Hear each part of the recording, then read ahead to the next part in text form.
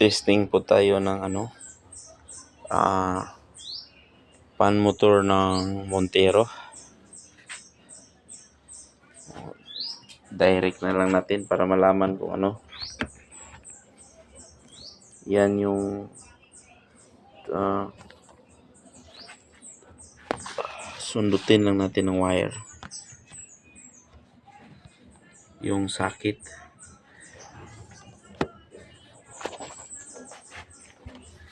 Wire galing sa battery. Ito, negative tsaka positive. Tapos ito tinali natin yung positive. Para malaman natin kung paandar ba. So yan. Ayaw gumana ng motor.